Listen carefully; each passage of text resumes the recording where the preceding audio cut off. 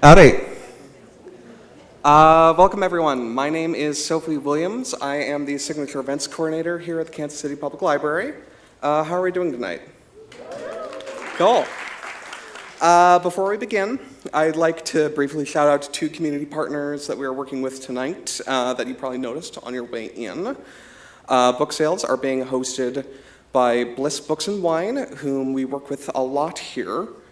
If you've not been to their physical footprint in Hyde Park, they are an incredible boutique bookstore, and we really love working with their team. We also had the Kansas City institution that is Mills Record Company hosting their pop-up. If you've not gone over there yet, take advantage of that while they're here. Really exciting to be able to work with them. Both of these are locally owned, independent businesses that have been incredible partners putting this together, as has our interviewer tonight.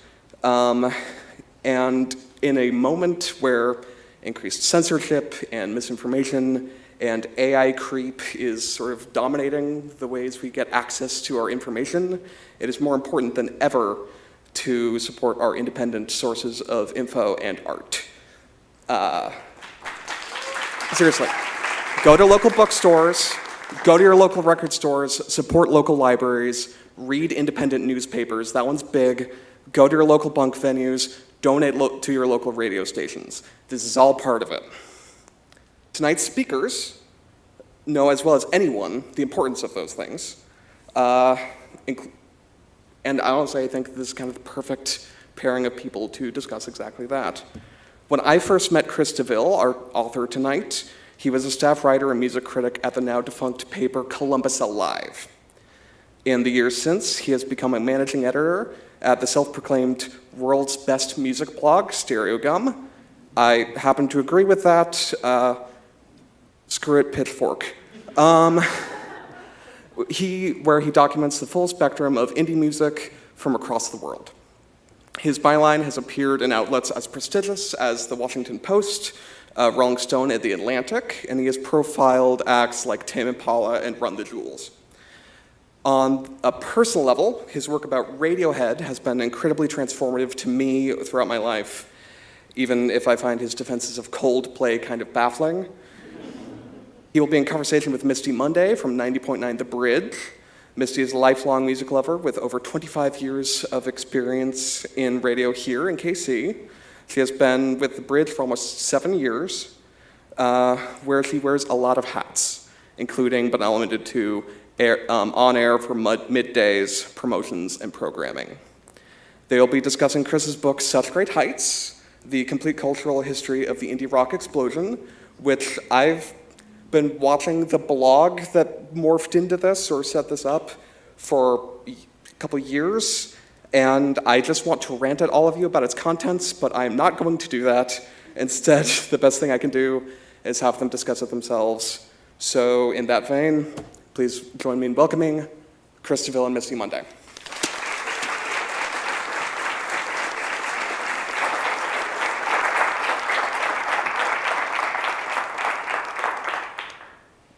Well, now it's weird. Okay. Hi, Chris. Hi, Misti. Hey, everybody. Thanks for coming tonight. Thank you, Sophie, for doing the intro for us. I know that you are familiar with Kansas City. It's actually mentioned a couple times in your book. Is it? It is, yeah. We'll talk about that coming up. There's, just to kind of give you a reference, there's an infamous Ben Gibbard quote. Oh, right. That came from The Pitch in 2005. That's right. That we'll talk about that. And then also you bring up fan favorites around here for the Get Up Kids who are from Kansas City. Oh, yeah. So there's a mention of them in there as well. Obviously the book just came out last week. And I know that you have been hitting the ground running, promoting it, talking about it. And if you haven't read it yet, it's fantastic. We're huge fans of your work at Stereogum. I have had the privilege of reading the book over the last couple weeks, and it's done really, really well. And I say that as not only a fan of your work, but also of the music, because I almost feel like we were living parallel lives, because we're about the same age, going to the same shows, being pulled in by MTV, which is kind of where the book starts. Yeah. Do you want to talk about how your love of indie music actually began? Yeah, sure. So, like you said, this is kind of like the origin story that appears in the first chapter. I talk about how I, as a kid, was just really into music, and I got into watching MTV, listening to the radio a lot, got into TRL, and that got me into nu metal at the time. We're talking like, 1998, 99. Do you do this when you think of it? Yeah, a little bit, yeah. I remember I went to, we had this locally owned record store in the uptown of my little Columbus suburb, and I remember I walked up there after school one day to buy Limp Bizkit, Significant Other on CD. But that's the same place that I went back later and started buying like Pixies and Yo La Tengo and stuff. So I guess you felt better about this. Yeah. I was like, oh man, this guy probably has developed he's probably grown in respect for me between freshman year and senior year. But yeah, I don't know. During that whole time when I was, kind of nu metal was the wave if you were an adolescent at that time, and I just found myself gravitating more towards like the kind of artsier, Deftones and weirder, like System of a Down and stuff like Incubus. And I guess that just kind of little by little, I got closer and closer to stuff like Radiohead, and then Radiohead led me to indie rock. There was all these, at the end of the year, we music critics like to make our top 10 lists, top 20 lists, top 50 lists, whatever. And in the year 2000, everybody's list had Kid A on it. Actually, not everybody. It was controversial at the time, but everybody will now looking back, everybody will say, yeah, I loved Kid A. They crossed out Limp Bizkit and put in Kid. But what happened was there was every list had the same albums on it. And then there was one list that I found, because I was Radiohead fanboy searching for all the lists. There was one list, which ended up being the Pitchfork list, that had stuff I had never heard of. It was like Modest Mouse, Yo La Tengo, Godspeed You Black Emperor, Sigur Rós. And it was just to me at the time, as a teenager in high school, it was you felt seen? Well, it wasn't until I listened to the music that I was like, wow, there's this whole other world of music I didn't even know anything about. So that's kind of like the speed run version of, me getting into indie rock circa Y2K, and that's kind of where the book starts too. I wasn't expecting to read your book and have one of the main characters be the OC. Yeah. The TV show on Fox from back in the day. But it really was, and it was so different at the time and groundbreaking music. But one of the things that I love that you put in there is part of that reason is not only because they were fans of that type of music, but because it was the cheapest music that they could afford. Yeah. Yeah, it's funny. There's a lot of things in the book where I feel like the two factors kind of dovetail. Like there's some sort of economic factor and like a taste factor, or there's so many because I feel like there's so many plot lines that are all happening at the same time, and it's not like a book necessarily about one thing. It's about all these factors kind of converging to change the face of indie rock. But yeah, the OC, it's it happened to be a 26-year-old showrunner who had indie rock on his iPod, and it also happened to be affordable, and it also happened to be that these bands were well, we're not getting on MTV, so we're going to go to the OC. Yeah, if the OC's offering, we're going to take it. So looking back, are you wow, this was my go-to? Or do you still have a soft spot in your heart do you watch the reruns? I mean, have you gone back and watched them since then? I watched a couple episodes when I was writing the book just to refresh my memory, and it is a soap opera, but I feel I still enjoy it. I don't feel a lot of shame about things that I like. You know, I try to avoid the idea of a guilty pleasure. So I feel like it mostly held up better than I expected it to. Although I was definitely 20 years ago, I was watching it specifically because of the music. Like, I was like, wow, there's all these indie rock bands I like are on a teen soap opera. That's so weird. But it worked. Yeah. And so as that kind of faded out, you talked a lot about different storylines happening. You started going on the internet. This is back in like AOL times. Oh, yeah. And then it got a little R.I.P. bit better. Oh boy. And then, of course, LimeWire was a big part. There were iTunes eventually. But at what point in writing this book did you realize you were actually telling the story of technology and music? You know, I think when I was figuring out, when you write a book, you have to make a book proposal and map out, like, here's what all the different chapters are going to be. And at a certain point, I was like, well, I got to have a chapter in the first half of the book about Napster and iTunes and MySpace, about the 2000s. Are you still mad at Lars, by the way, about Napster? No, I think I can forgive Lars. Okay, all right. And then I was like, well, I'm going to have a chapter at the end of the book about social media and Spotify. And so, yeah, I think it was during that process of like, wow, when I just lay it out here, everything I want to cover, so much of it relates to the internet. And, the more I wrote, the more I was like, wow, this is kind of like a shadow history of the evolution of online over the last 25 years. It's not quite a love letter to indie music because you kind of show some of the problematic aspects of it as well. It's almost like a big diary entry where we get to kind of go through it with you. I think it's a lot of fun, to say the least, and there's so many parts in there that you talk about the sub-genres of the indie world and actually how it started back in the 60s and it evolved into what it was when you first found it, and then it just keeps growing and growing and growing. And do you feel like indie is going to be here forever?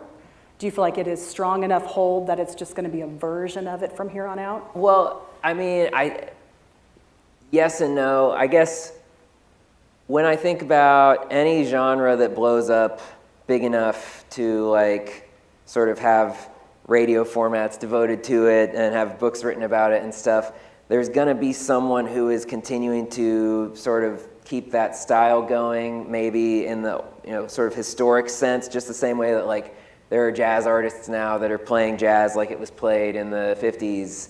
There's always going to be somebody who's playing like 2000 style indie rock or 2010 style indie rock. Is it going to keep evolving and continue to be a vital creative form?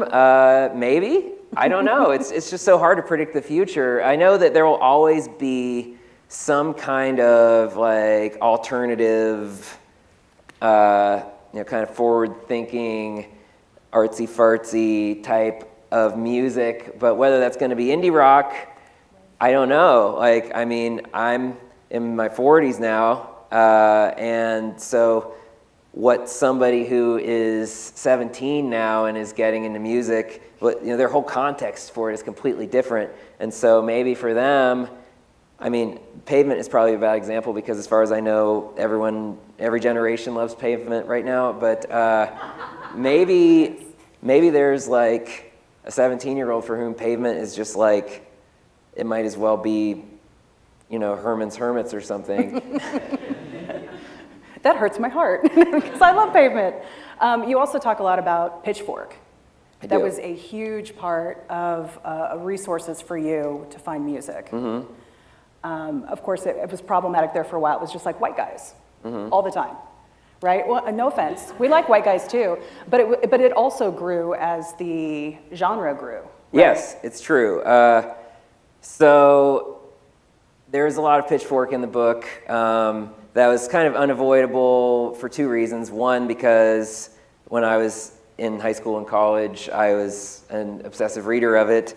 And two, because it exerted such a big influence over like what blew up within the world of indie rock and sort of the framework that readers were bringing to thinking about indie music in general. And so, it's definitely a big part of the story. I forget what specifically you asked me about. About Pitchfork, just kind of in general. It was a huge resource for you. Oh, yeah. I mean, it really was. It was like I appreciated that there was a source for all of this music that I wasn't hearing about somewhere else. And eventually there was all these, there was blogs and other competing websites, and there was a whole, media ecosystem that sadly has largely decayed.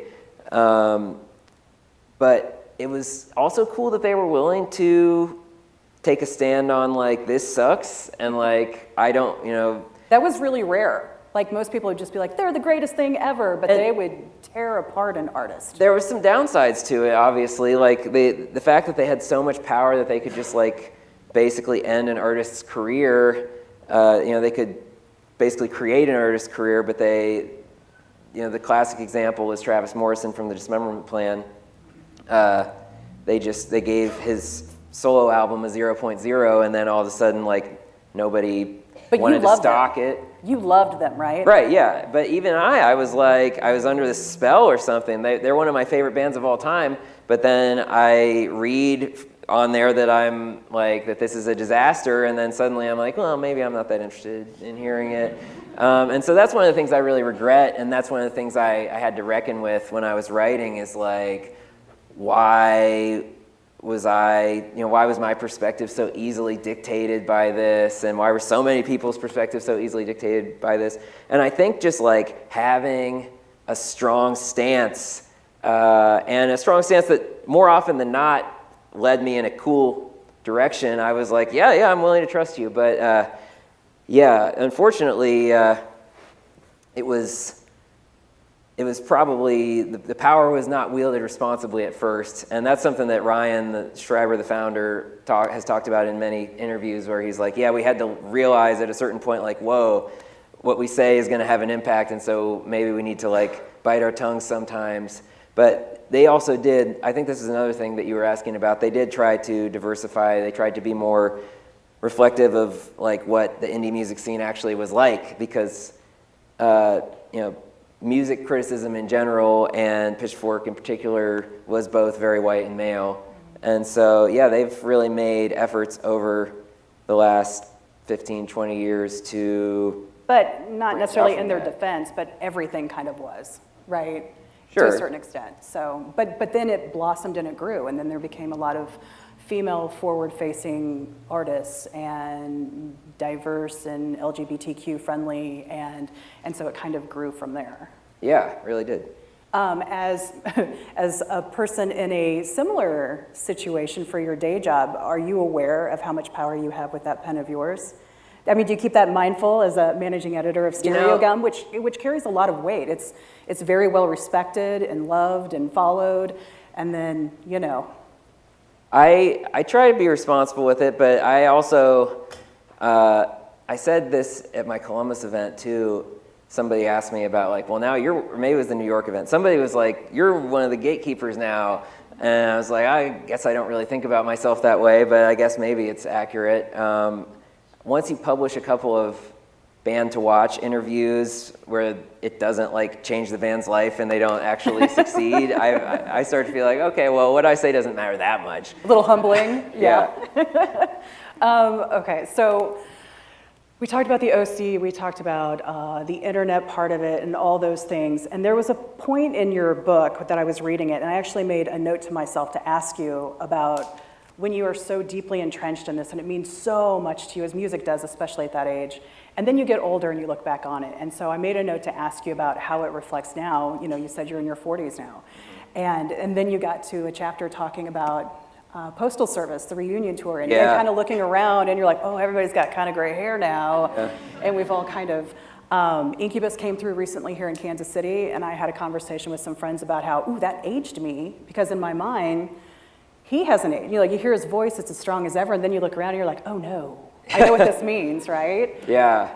So how has it aged with you, all this music? Is it still near and dear to your heart? Do you look at it differently? Does it still hit you the same way? It was interesting as I was writing the book to see which music was like, oh yeah, this holds up, and which music really didn't hold up. And a lot of it was maybe what you would expect, like the stuff that kind of got gassed up by blogs before it was really ready, or like some of the stuff that's like excessively quaint or excessively twee, like some of that stuff even Broken Social Scene, who I love, I was watching their performance on Conan or one of the late night shows, and I was like, this is like cutesier than I remembered. Like, I just thought that this was like, I think of them as being like this wave of guitars, this, you know, sort of like sonically violent, like, you know, this collective. And then like I'm watching them perform Shoreline on YouTube on, you know, this old TV performance, and I'm like, this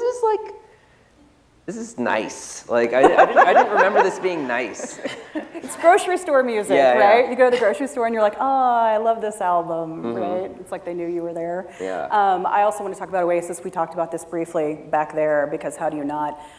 Coming to the States just last weekend. Had you seen them before this last weekend? No, I went to see them in Chicago last week, and it was my first time, and I was very happy to. That's like sort of part of my prehistory of indie rock, like before.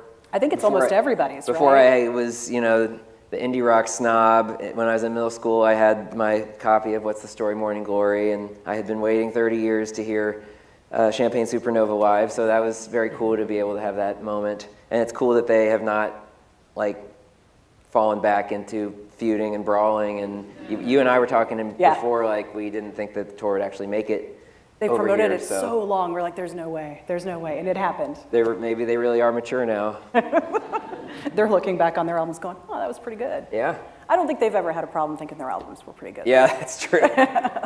Okay, so there's so much to talk about in regards to the book, because you really do take it through a timeline in the growth of not just the genre and the technology and all of those things, but you also talk a lot about how it affected you internally and your group of people, and how, you know, music is a shared experience. And I imagine Oasis was kind of one of those moments, or even the Postal Service situation, where a song that means so much to you, and you're surrounded by people that it probably means so much to, and you have the shared experience. Yeah, and so it's interesting to have that at like stadium scale. When you think about indie rock, you know, historically you think about having it in like a small packed club or something like that. But that's, I guess, one of the storylines of the book, is the way this stuff blew up, and you know, how the way it affected the mainstream, and the way the mainstream had an impact right back on indie music, to the point where, you know, I talk about indie music, not just indie rock, just because, like, you know, there's so much music that kind of falls under that umbrella that maybe isn't even really rock, but like has somehow been like shoehorned into indie. And so, but yeah, having that moment at Postal Service where it's like, wow, this just used to be like the Death Cab side project, and now like they're headlining this arena 20th anniversary tour for thousands and thousands of people. Like, it does change your experience of it, like, but there is a part of it that's good, where you're like, wow, I get to share this with so many people. But of course, there's the storyline in the book too, of like sort of the hipster impulse to want to be like, I don't want to share this with people, like I want to keep it within my little circle. So that's one of the dynamics that I think is at play throughout the years that's being covered in the book. Yeah, you talked about how it's so cyclical, that it's, you know, it's this private thing and you're cool because you know it and somebody else doesn't, and then it becomes bigger, and then it's on the OC and now everybody knows, and you're like, I was there first, and then it kind of does this decline, and then it comes back again with a different wave. Was there somebody that was bigger than they should have been, or somebody who should have been much bigger than they were? Is there somebody that you feel was like, oh, they just missed the wave? Or, oh, I mean, we talked about Dismemberment Plan. Yeah. Everybody who follows me online knows that I have my avatar is a Dismemberment Plan album cover, a little cartoon-looking guy from Emergency and I. And at the beginning of chapter 2, I talk about how they were doing danceable indie rock sort of a few years before that was kind of on trend, and then they broke up right around the time when it was becoming very trendy, because, you know, they were sort of aging out of wanting to do the kind of get in the van style touring, and their music was just a little like weirder and twitchier and more explosive than sort of maybe Franz Ferdinand or something. So they're a band, and they fortunately have gotten to have their like reunion tour moments and perform for huge crowds. And I think people view their albums as cult classics now. But yeah, it would have been cool if in the moment they would have gotten to sort of enjoy this rising tide. And then, of course, Travis, the singer, he especially didn't get to because of that notorious takedown. So yeah, they're one who is very close to my heart, has been ever since literally the very beginning of my indie rock fandom, I guess, is like, you know, they were right there sort of shaping like what I felt like indie rock should be and could be. And they're the ones really who helped me to see that it didn't have to just be Pavement, or it didn't just have to be like guitars only, or, you know, that there were so many possibilities for what it could be. There's a couple of times in the book where you're like 2 words, and I was like, nope, not that one. Jack Antonoff. Right? Well, we'll get to the other one. Jack Antonoff had, I mean, he completely kind of changed the direction with his producing, let alone his performing in bands. Yeah, so he is somebody who, the last chapter of the book, I talk a lot about sort of the whole book is talking about indie and pop kind of merging together, but like the way that it happened is not like on the largest scale is not necessarily the way that I expected it to happen. Like it was almost like pop turning into this like really tasteful coffee house, like dinner party version of indie. Like you're like, no, pop's supposed to be terrible. Well, no, I don't hate pop. But yeah, Jack, very controversial figure. A lot of people who will defend him. A lot of people who like to talk love smack. Jack. I love Jack. But yeah, he's a figure who he was producing for Taylor Swift, biggest pop star in the world, and at the same time producing for these kind of alt pop stars, Lana Del Rey, Lorde, St. Vincent, and you know, I think that played a part in sort of the sound of the mainstream and the sound of the indie mainstream kind of coming together. I mean, it sort of found its common ground in his sound. Yeah, it's very distinctive. Well, and you also talked about Phoebe Bridgers towards the end of the book, and that's kind of where it's at now. Like, she's at the height of indie love, to say the least, whether it's with Boy Genius or solo, but now it seems like there's a lot of artists who are trying to sound like Phoebe Bridgers. Do you think there's going to be a breaking point and there'll be a new sound and kind of keep going that cycle?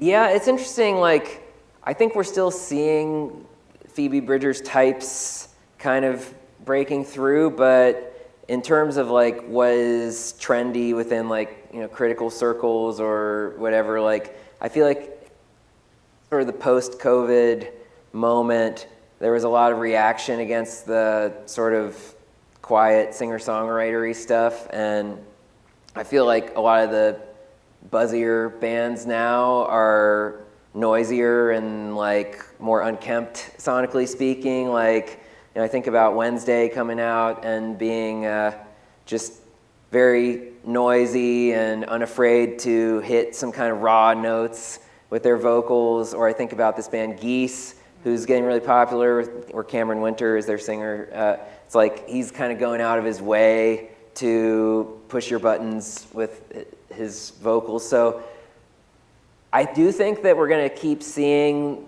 sort of Phoebe imitators, because once somebody has proven to be successful, there's always going to be kind of a school of disciples following behind them. But it kind of feels to me like within indie rock, the tides are almost turning against that more pop-oriented sound and more singer-songwriter-oriented sound, and more just towards abrasive and kind of unpredictable. You know, in the book, you talked about almost the backlash of it becoming too commercially accepted, literally commercials. Like they were used in especially iPod ads and, you know, iTunes ads and, you know, burger ads. And at that point, it almost became too cool. And so it kind of did this decline. Are you kind of seeing that again, do you think, with the trend? I don't know if it's exactly parallel to that. I just think it's like anytime somebody's trying to be on the forefront of, we've done that. We've had this trend for a year or two, so I want to know what's next. Like, that's one of the things that the internet and digital media really encourages is like kind of churning through trends really rapidly. And so once you see a certain sound reach this sort of critical mass, people who are wanting to be tastemakers or people who are wanting to be on the cutting edge, I feel like they're just kind of like instinctively react against it, and they're like, okay, I'm ready for the opposite thing now. So I feel like that's kind of what I see happening. When you did your outline for your book, did you have in there that you were going to have a soundtrack for each chapter? Because that is beautiful. That was kind of a last minute thing, actually. So yeah, every chapter in the book, there's a 20-song playlist written out at the beginning of the chapter. And my original idea was to just do those online as like bonus content to promote the book. And it only came about at the very end of the editing process where we were like, well, what if we actually put them in the book? Because my original thought was like, would somebody really want a list of songs in the book that they can't press play on? Yeah, I felt like though that was a good way to sort of, if people wanted to put it on, have that be the soundtrack of their listening or their reading session.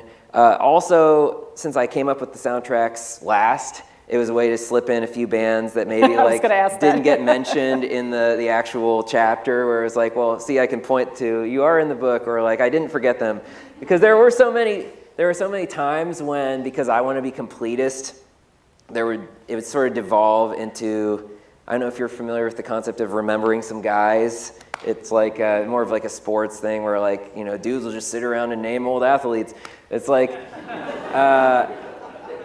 I felt like some of the chapters were starting to go that direction where I was like, well, I got to make sure people know that I didn't forget about this band and this band and this band. And so like it would just be paragraphs of just like, names. Yeah, and my editor very wisely was like, you don't really need that. Like we can just chop that. That's not really contributing to the story. So was this your way that of you're getting trying them back to tell. in? So yeah, I mean, there were a few, I think, probably that did get slid back into the book via those chapter soundtracks. I don't remember specifically which ones off the top of my head, but so in chapter 3, okay. This was one of the things you talked about, Alexi Murdoch being in the OC, and then they couldn't get the rights to it for Garden State, and I was like, do they still have the rights? Why is it not part of the soundtrack? Yeah, I don't remember the specifics of that situation. I just remember it was like, I was bringing that up to illustrate how similar the Zach Braff Garden State taste palette and the OC taste palette were. It was like they both wanted the same song for their soundtrack. So it was like, I think what it was it appeared in the actual movie Garden State, but it had like already appeared on like a Music for the OC soundtrack. Somebody's gonna have to fact check me on that, because that might be totally wrong. But the point of it was just that like there was a very similar sensibility that was developing in the sort of Hollywood version of indie rock that was happening. Do you think when some of those songs were hitting Grey's Anatomy and songs like, do you think it was helping them or hurting them at that point? I mean, yes, they became commercially successful, but did it take away from their fan base? I don't think it took away from most of their fan base. It's tough to say. Like James Mercer from the Shins, there was an interview that he did with a Dallas like weekly paper that I quoted in the book, where he talked about like how their audience changed after Garden State when they became so like linked with, because Natalie Portman in the famous scene is like, you got to listen to this song, it's going to change your life, and puts the headphones on Zach Braff, and it's the Shins. So like he talked about like, yeah, some people did abandon us. They thought that like, we weren't cool anymore. And it was weird because those were the people who like helped us start our career. And like now we have a bigger fan base, but it's like not the same people. So, I mean, from the horse's mouth, that definitely did happen. But at the same time, I don't know, like there was so much exposure from those moments. Like, I mean, Grey's Anatomy is one that like, I don't know if anybody really thought of that as like cool, but it was like, it definitely had a lot of people watching it, and it launched several songs. So I guess there was sort of a give and take associated with that whole process. But I mean, I think some bands were able to kind of like navigate it well enough that they were able to get the exposure but not have their reputation be entirely linked together with. But it helped them like survive too. Yeah, it's true. That. Yeah. Yeah, I mean, that's one of the things that happens throughout the timeline that's being covered in the book is the whole concept of selling out. The conversation around that really changed from sort of the 90s, sort of Gen X, like militantly anti-sellout kind of mindset. That's, I think in the book, maybe represented most clearly by Steve Albini, like, because he very, he doesn't mince words, he never minces words about anything, but like, there's this part where he's talking about Sonic Youth and how like disappointed he was in Sonic Youth for basically like acting as major label scouts within the underground, and like feeling like it, like tainted this sort of community, this nice little subculture that had some kind of purity to it, and it was tainted by interacting with this larger music world, the music industry. But as it pertained to commercials and TV shows and stuff, it was like, this was a time when people started pirating a whole lot of music. And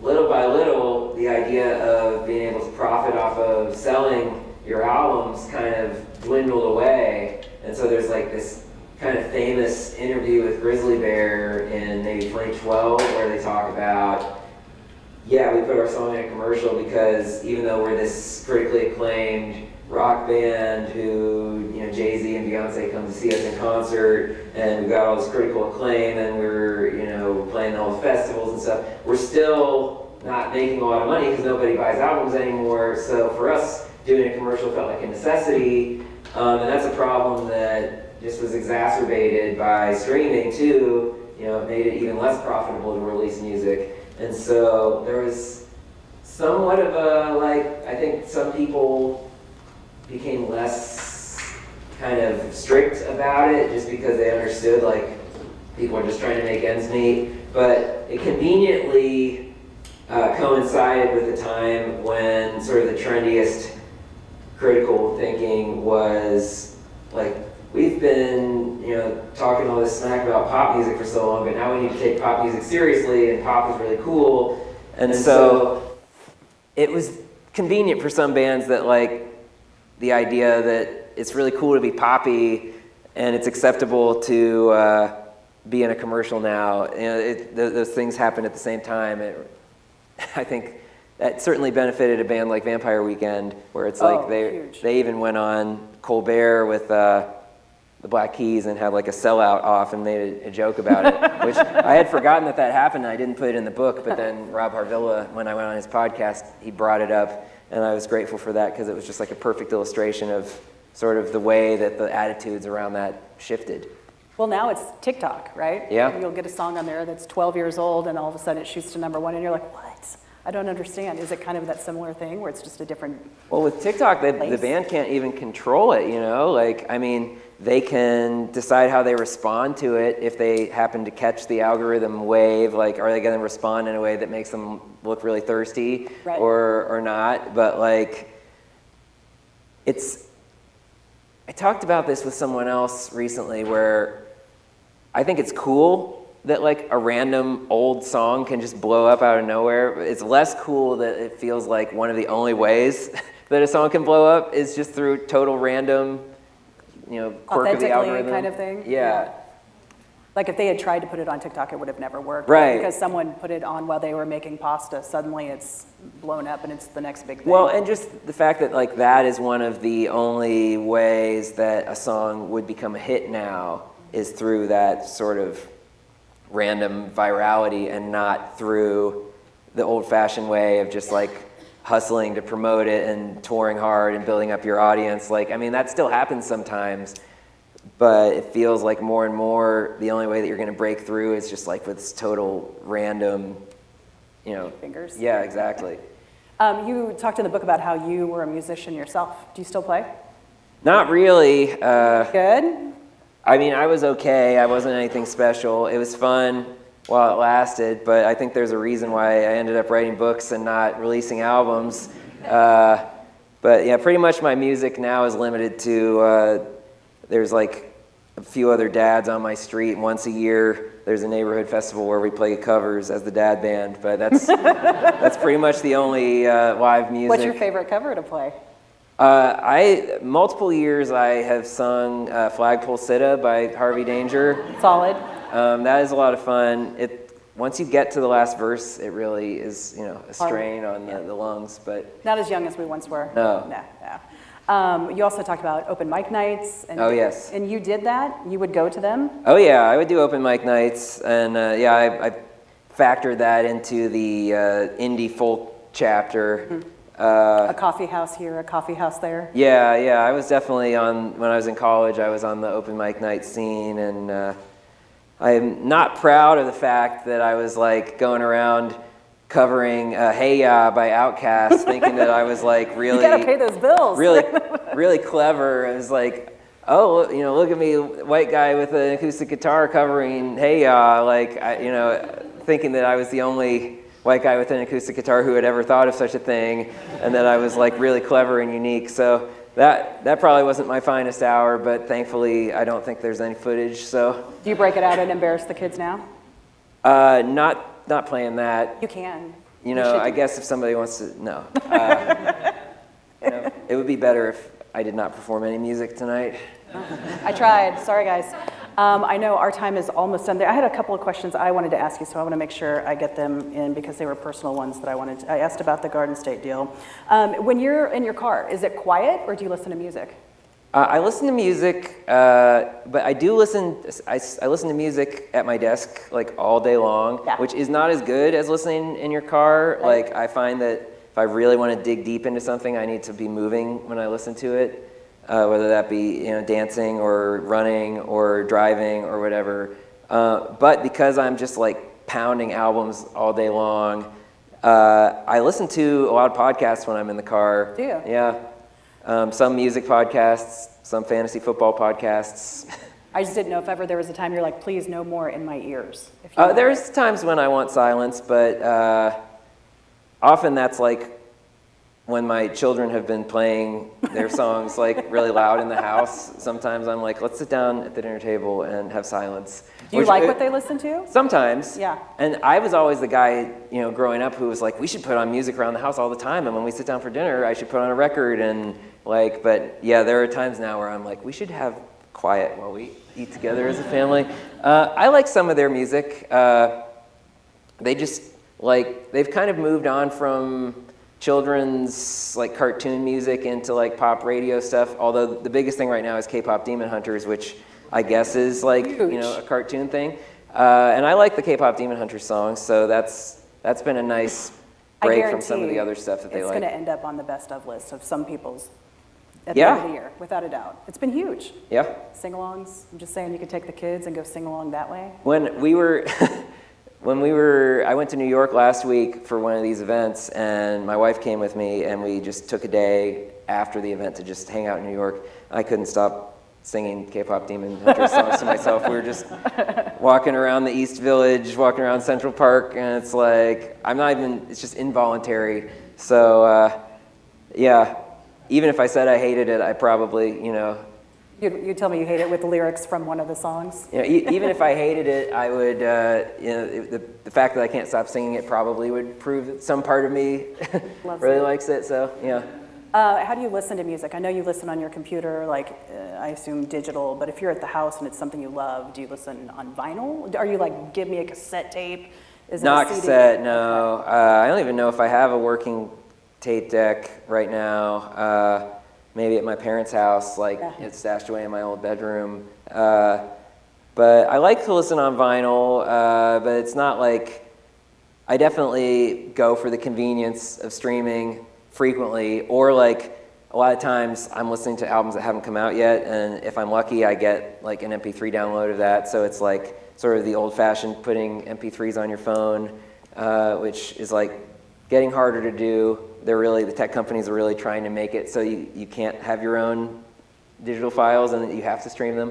But yeah, so definitely a lot of listening off of my phone. I do love getting an album that I truly love and just putting it on around the house and having it sort of kind of blare through the whole house. Or if it's like something more chill, like having it real quietly through the whole house, like on a Saturday morning or something.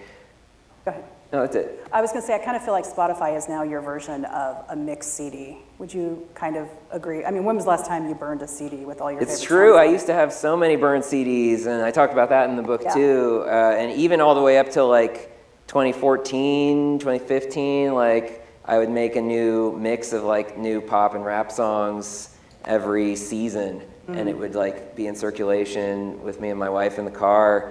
And then at a certain point, it was just like, well, you can plug your phone into the car. So yeah. Now the thing is, like, the making of playlists has more transferred over into, like, I make this playlist for Stereo Gum for like our Discord subscribers, our Discord members. I just update it every week with like 20 to 30 new songs, and that has kind of like taken over for making mixed CDs. But yeah, that was a lifelong passion for sure, was burning CDs.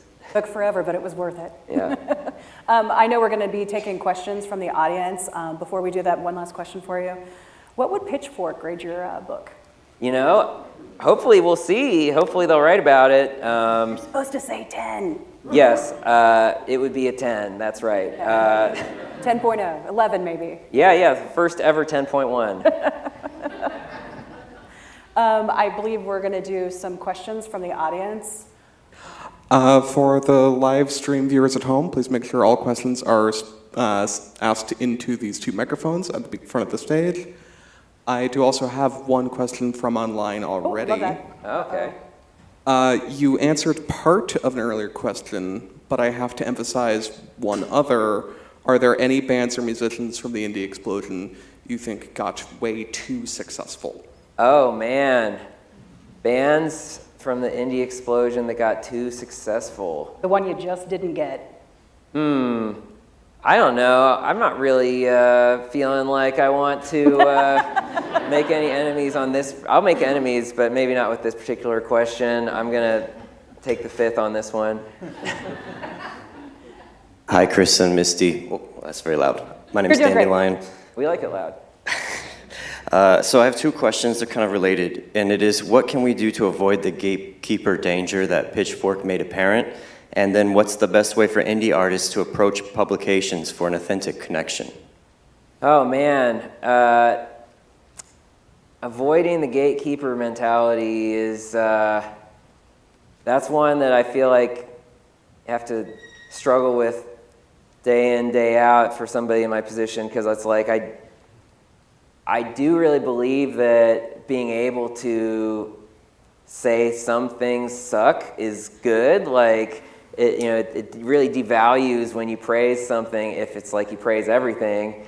I think there's a question of punching down versus punching up to be considered. Like, if some band is starting to pick up a lot of steam, if they become so big that it's like impossible to ignore them, then like maybe you feel compelled to knock them down a peg or two. But like, I generally try to go by the rule of thumb that like, if it's this huge artist where it's probably not even going to make a difference if I cut them down, then like there's not really any problem with it. But like, if I'm just gonna like be ending somebody's career with a snap of, I don't really know if that's really possible for me, like, because I don't know if anybody really has that kind of sway that Pitchfork had back then. That's mostly a good thing. But as far as the other question goes, crap, I'm trying to remember the second half of the question. I really liked it. Yeah, come back. It's what can an indie artist do to approach the publications with authenticity?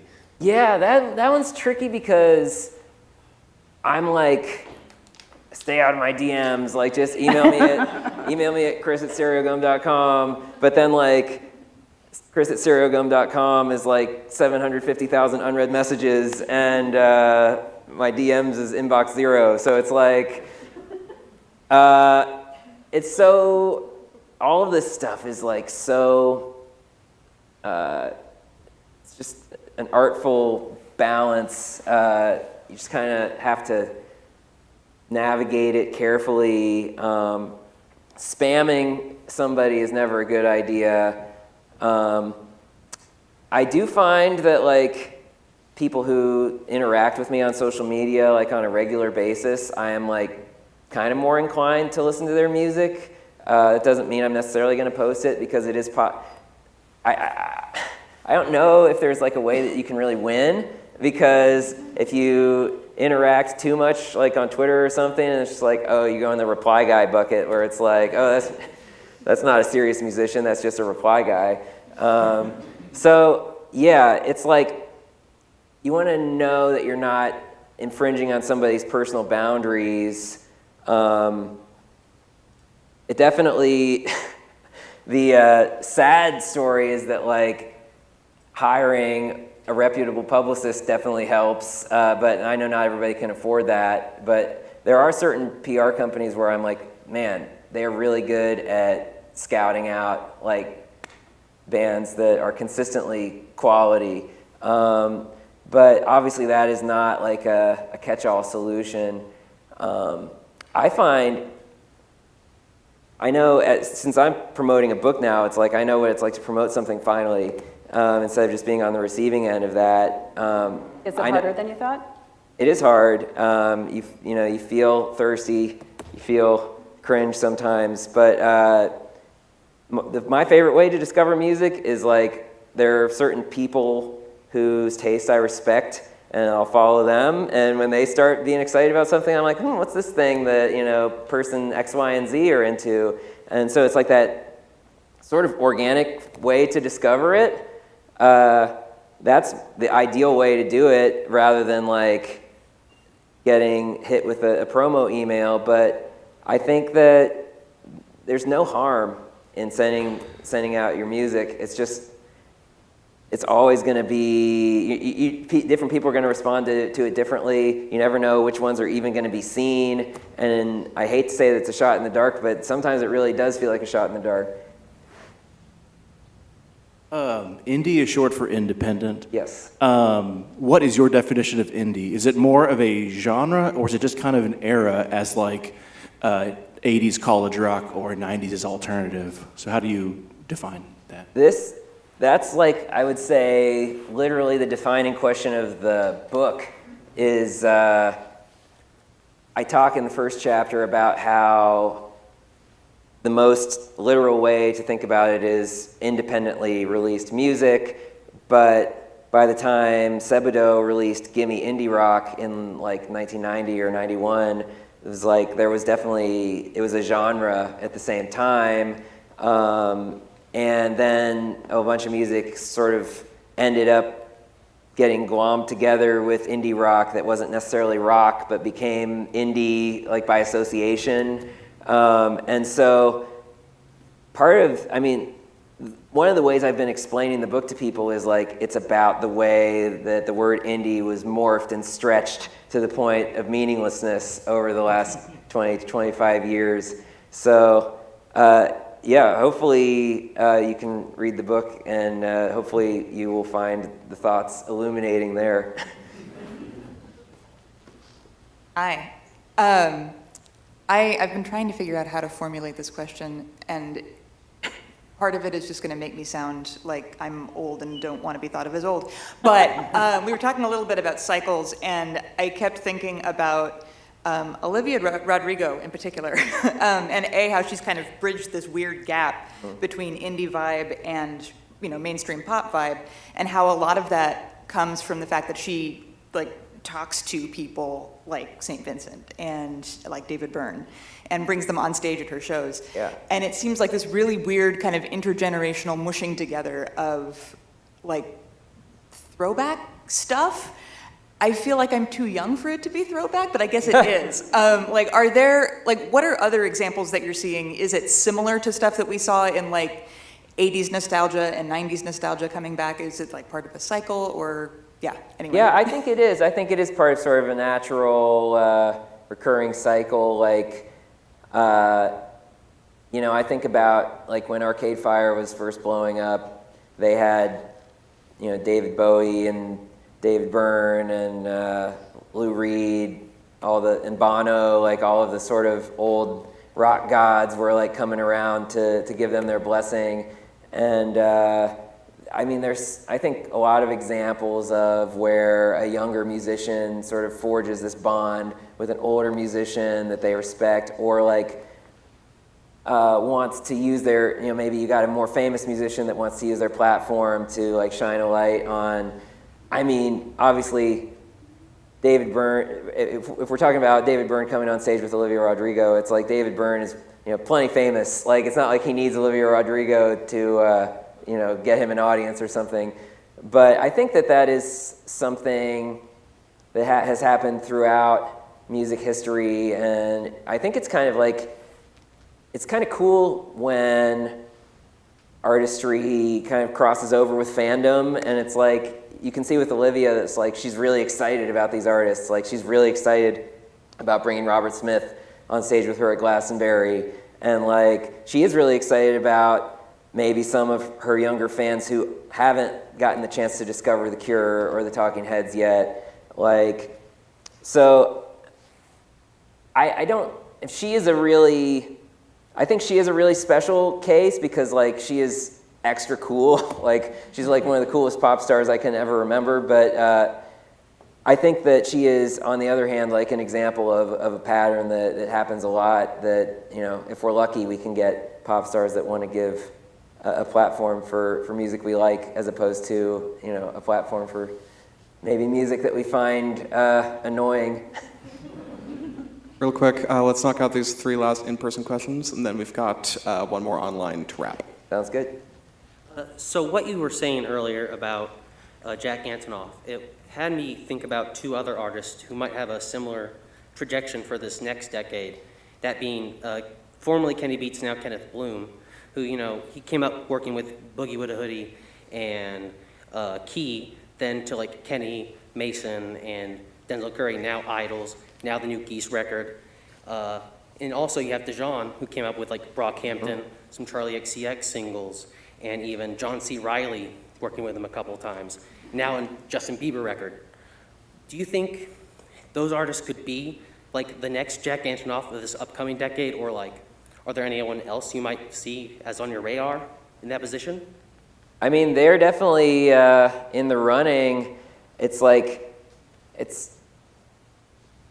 I think sort of the most direct descendant to Antonoff is probably Dan Nigro, who produces the Olivia Rodrigo stuff and Chappell Roan stuff, just because like he is like Antonoff in that he came from a sort of an indie rock background. But I like you bringing up Kenny Beats, or, you know, he did rebrand as Kenneth Bloom, end of an era, because it is coming from the hip hop side, and I think that it'll be interesting to see. I mean, there's already been so much crossover between, you know, indie fandom and hip hop fandom, and indie audience and hip hop audience, and in the music, the realm of the music itself. I mean, Brockhampton is a great example of that, where they're like, you know, Kevin Abstract is talking about loving Modest Mouse, and, you know, but also they were kind of like a total Kanye fanboys, and so like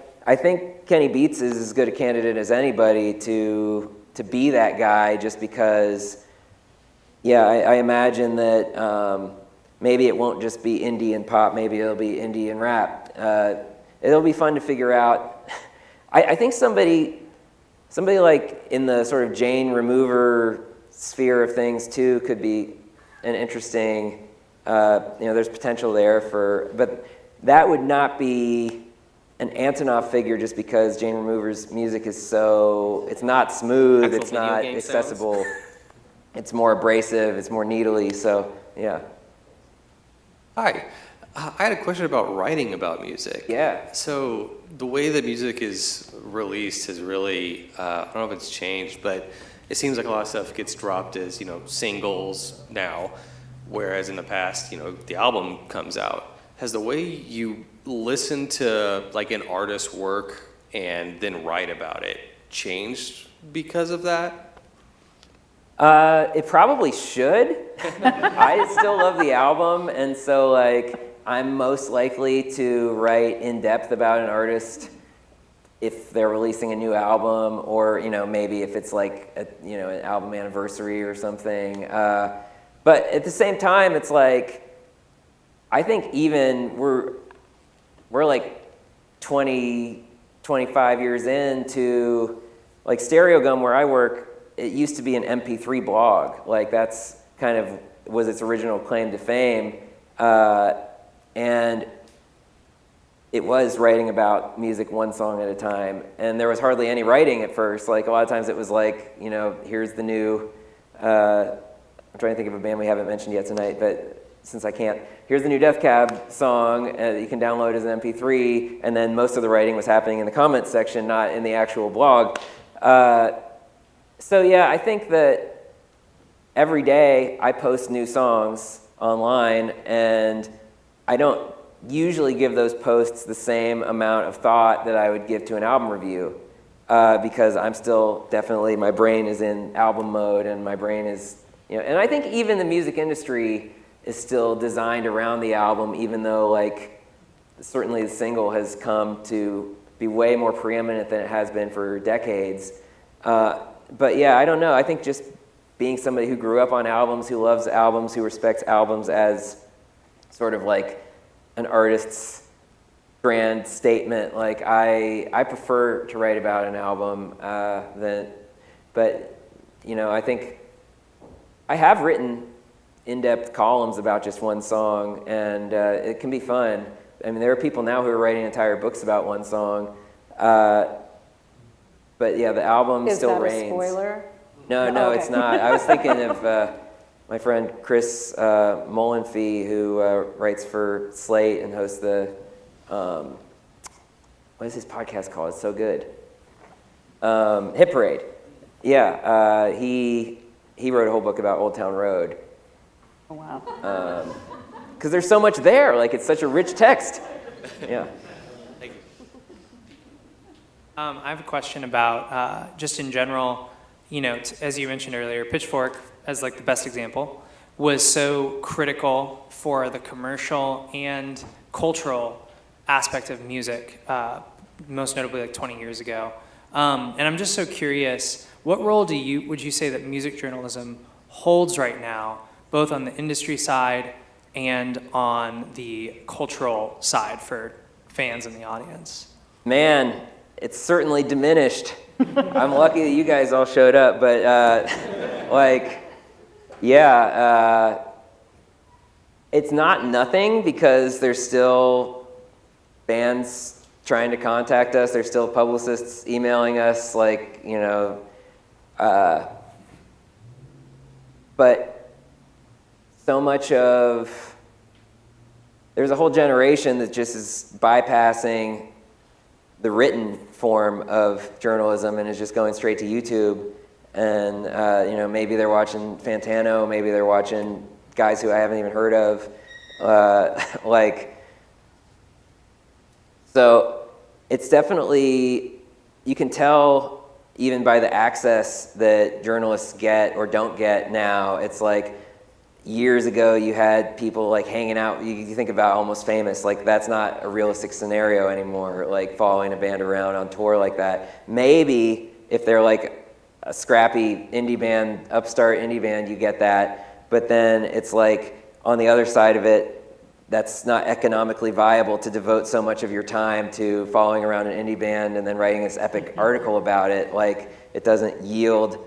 It's like you're gonna spend a month writing this brilliant like magazine style feature about your new favorite indie band, and then you're gonna publish it online, and it's gonna get the same amount of traffic as like some stupid thing Kanye did, like that took 10 seconds to blog about. And so it's like the economics of it are all weird, and streaming is really set up to be kind of like a walled garden where you never have to leave, and it's gonna recommend stuff to you. And the algorithm is there to sort of play the role that the critic has often played. And as someone who loves criticism, and I'm not saying this as a critic, I'm saying this as somebody who loves to read critics, loves to discover music via critics. I still think that's, learning about cool music from a person with a point of view is way better than learning about it from an algorithm, but I'm not sure that, society and capitalism and the American system is set up in a way that really puts much weight behind what I do right now. And then we've got one final online question. Do you think Bandcamp is helpful for independent artists in an age of Spotify and Apple Music? What could Bandcamp do to get itself mentioned in conversations regarding streaming sites? I think Bandcamp is huge. I love Bandcamp because it's like, you can follow artists on all the other streaming services, but I follow them on Bandcamp. I love to get the emails that an artist that I follow on Bandcamp has a new release. But also, it's like, it's not like Bandcamp is totally extracted from, big business or something. Like, they have a big parent company too, but like, it's cool that an artist, if they want to remove themselves from the sort of mainline streaming services, can set up shop on Bandcamp and have a place that they exist online where people can still come to find their music, can preview their music. And there's been a couple of albums the last couple of years, some of my favorite albums where it's like they were only available on Bandcamp. And one of the cool things about it is Bandcamp only lets you stream the album like 2 or 3 times before it starts giving you messages like, now it's time to open your wallet, you should buy this. And so I think it's a very cool site. I think that it's done a lot of good things for independent musicians. I love that somebody like Cindy Lee or Los Tutanaka, they can just put their music on Bandcamp only, and they know it's good enough, and that they have an enthusiastic enough following that people are going to come to them. And even like Hotline TNT, like they're another one where they've been real buzzy, and they've been a part of like, they sort of entered into we have a label now, we have a publicist now kind of world, but they built what they did without that stuff, and I think Bandcamp was a big part of that. And so, as far as what Bandcamp can do to insert themselves more and more in that conversation, I don't know, maybe like get the word out about some success stories, like, case studies. Like, I wish that I knew how to center that service a little bit more, but it's very cool. If you've never been on Bandcamp, I'm imagining most people in this room have, but like if you never have, you should check it out. Thank you all so much for coming. Thank you, Chris and Misti, for that conversation. Chris will be signing books out in the lobby here in a few minutes. Really, really good, you guys. Yes. It's really good. Yes, thank you all for coming. Thank you guys so much.